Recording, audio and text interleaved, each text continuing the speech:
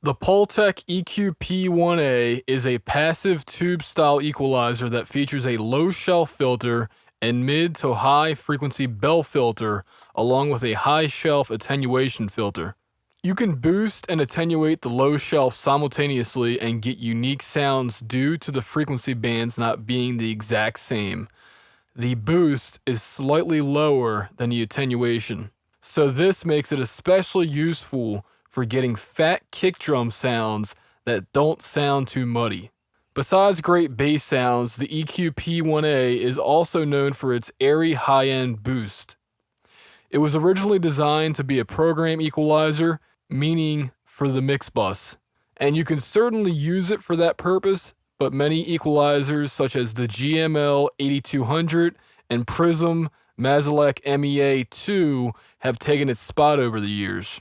The EQP-1A began its life in the early 1950s, designed by Eugene Schenk and Ollie Summerland, and has stood the test of time for being a classic equalizer design that is found in most big-name studios. A single-channel hardware Pultec equalizer will cost you around $4,000, which is out of reach for most home studio engineers. And that doesn't even include the electric bill or tube replacement costs that come along with it. Luckily, the plug-in equivalents go for $100 for the IK Multimedia version, or around $130, depending on the exchange rate, for Acustica Audio's P-1 plugin. In a previous Shootout video, the Waves Pultec plugin did a great job, in my opinion, against Acustica Audio's Purple P-1. However, I own this plugin right here, the vintage Prague EQ-1A plugin, and I really want to see what it sounds like and if it's worth it to buy the Purple P-1.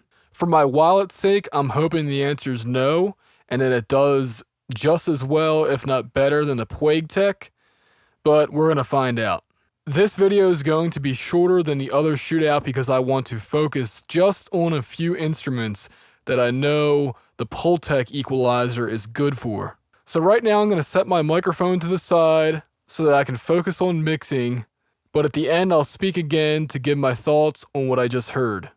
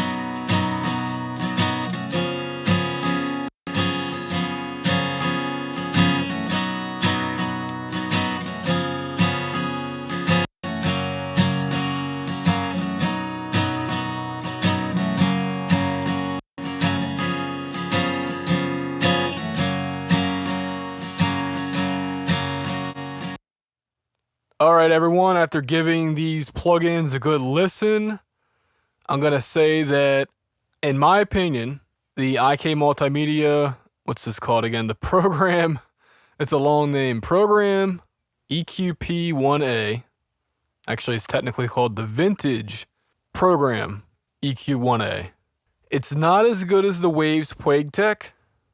I like that better. I think it sounds damn near close to the Purple.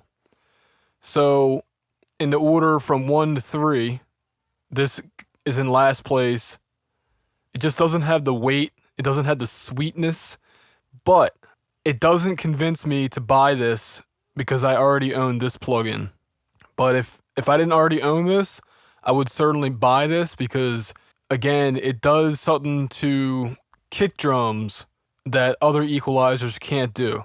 And also, I think, in a weird way, you would think that the Nebula-based plugin would sound not clean, but this actually has a clean tonality to it in the mid-range. Like when I was just playing the acoustic guitar, that sounded a lot cleaner to my ears than this. This had kind of like a grungy build-up in the mids that I didn't like. So again, an edge goes to this. I think Purple is the best out of the 3 that I've already played these tracks through. But if I already own the Waves or if I already own the IK plugin, I wouldn't get this, and I'm not going to get this. I am going to be looking into the MEQ5, which is the other Pultec equalizer, but again, just my opinion, I don't think it's worth it. Now, there are some people who say if you use a bunch of algorithm EQs together in a mix and compare it to a bunch of Nebula sample-based plugins, you know, it's like convolution. Basically, the technology behind Nebula, if you're not familiar with it, is just like convolution reverb or cabinets. They sample tones through different gear in order to get the way that they sound. And it actually works really effectively. As you can see, they've been putting out tons of plugins in the last 2 years. And yeah, like I said, I'm really impressed by IK because this is an older plugin. So, you know, it was made back when computers weren't that powerful and they had to make cuts, you know, in order to reduce quality, or in order to reduce CPU, but maintain quality as much as possible. And in my opinion, again, I'm not buying this plugin. Like I said, I think it sounds better, but not so much better that it makes sense to basically make this obsolete in my plugin folder. That's the way I look at things. Again, if I didn't already own this, I would certainly buy this plugin. It certainly, from a GUI standpoint, it's a little bit bigger. It's easier to see the numbers. That's one thing that I hate about this plugin. Look how dull these letters are compared to this, and you know, I can easily see these letters. These letters and numbers, but this is like I gotta squint to see it. I gotta get closer to my computer monitor to see it. So for all those reasons, I would certainly buy Purple over this if I were in the market. But because I already own this plugin, I'm not going to be buying Purple. This has been Adam for RealHomeRecording.com.